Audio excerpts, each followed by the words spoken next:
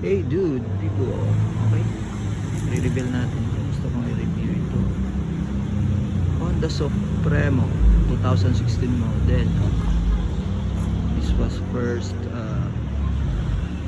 introduce matagal na, way back mga siguro 2012 meron na dito. Pero ito ay second generation Supremo. Ito yung maliit ang tangke. Iyan. Gusto natin. Maliit ang tangke na ito. Yun. Nung makakwerto nung 2016, remake in lang ito. Manila to Talintay. Overnight pinandar ko pala ito. Tinutukan lang ng electric fan sa may cylinder block. Overnight din. Kinabukasan, pinatakbo ito. Antipolo, then Tagaytay. So from then, tinabitan na ito ng sidecar 2016 until nung pandemic. Dahil puti ang kanyang plaka, pinol out ko siya. Ginawa pang service muna. Pero ito ay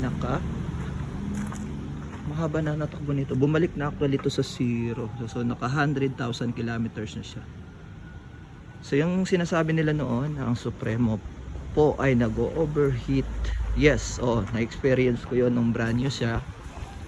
Nagulat na lang ako, bigla siyang tumitirik, no? Pag mainit na yung makina niya. Then, dahil wala pa akong masyadong idea, no? Nahirapan ako. Kasi ang hirap ng Panda rin. Sinecheck ko na yung spark plug niya.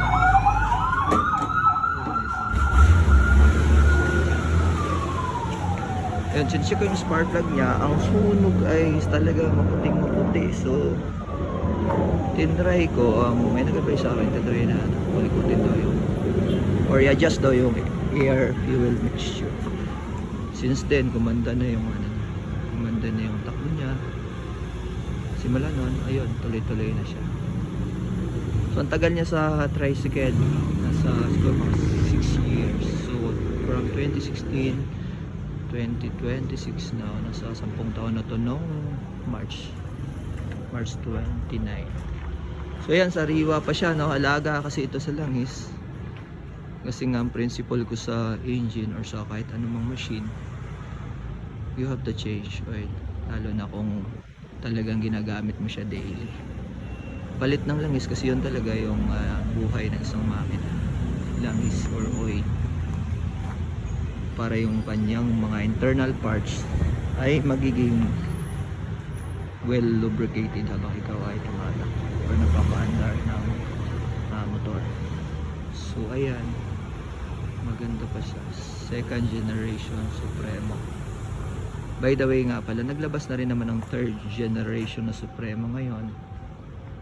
Mas ano nga lang siya, yung telescopic niya sa likod pinalitan na yung bago ngayon. Hindi na siya yung ganyan na naka wheel cover siya sa mga protection sa mga putik. And then yung boots dito metal yon, pero tinanggal ko na. Sa new generation, third generation ngayon, naka rubber boots na po yan. Okay, so yan yung itsura niyan. Malayo na po ang narating kung saan na. Start natin, try natin start. Tahimik lang natin yan. People, ganun lang naman. Pagka gusto mo talagang magtagal sa yung isang gamit, aalagaan mo lang talaga siya. Pugasan, laging maintain na malinis, lalo na pagtagulan. Every now and then, mapapasaba ka sa lusungan sa baha, lilinisin. Kasi yun yung nagpo-cause ng pagkakalawang. Ito, ang napalitan lang nito, starter motor. Yun. Talagang galing sa Honda yan. Original na starter motor ng Supremo. Nagkakahalaga po siya ng 3,300. Shoutout sa may Honda dyan sa may show. Pinili noong 2016, 69,900 pesos. At ang price na ito ngayon ay nasa 78,000 na po.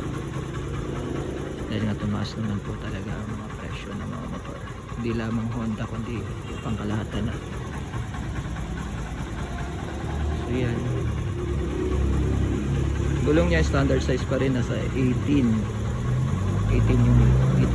yung rin niya, front and rear. Yan, kinabitan ko ng top box, RR top box.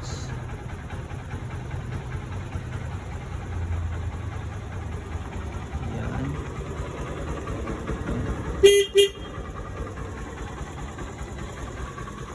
front fender niya iba na. Fender ito ng Barako, kinonvert ko lang dahil yung ano niya, yung luma niya kinalawang na stainless na fender, yung minelding ko lang dun sa lumang bracket para magkasya yung turbine.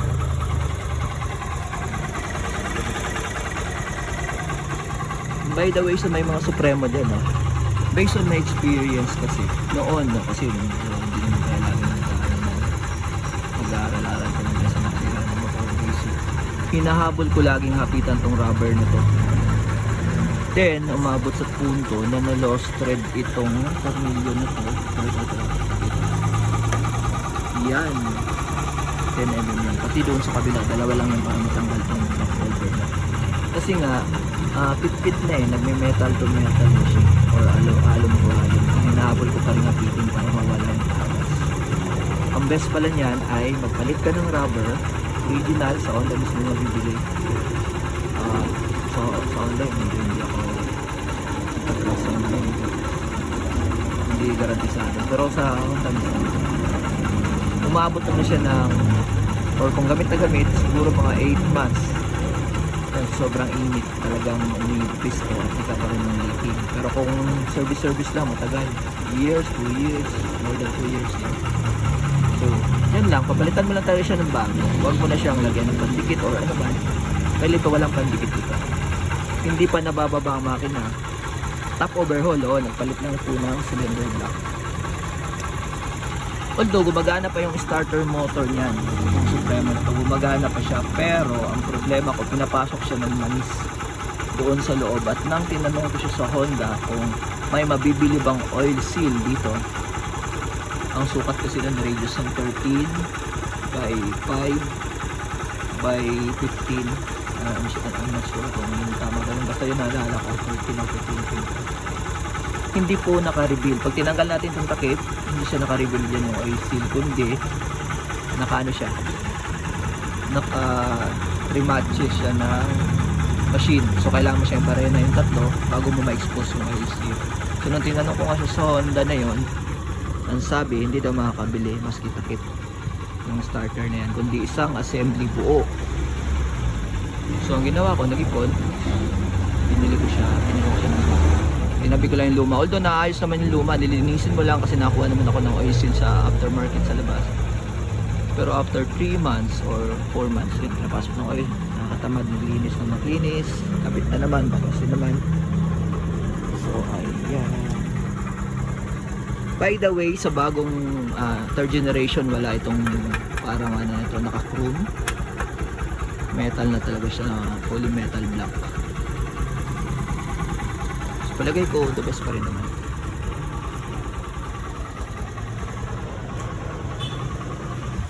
Ang may ko-comment ko lang kung comparison between Barako, dahil may Barako dito, yun, talagang matagal ng Barako yan, 2005 model. Comparison Barako Supremo, okay. Sa Supremo kasi, yes, matipid siya ng konti lang naman. Plus, kung single, oo, mabilis ito dahil ito ay 5 speed. May kinta siya compared dito sa Barako na 4th gear lang or 4 lang ang kanyang cambio. Dito may 5th gear siya sa Suprema. Yan. Then ano pa ba?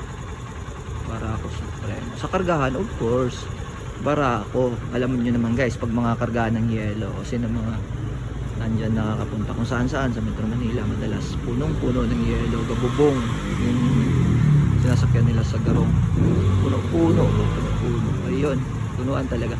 Pag Supremo kasi yung unang naapektuhan, nawawala sa align dahil ang kanyang frame ay hindi kasing tibay ng Honda TMX 155. kundi round bar na may butas sa gitna. Hindi siya kasing solid dun sa ibang kagaya ng TMX 155 Barbaraco. Plus swing arm pa niya.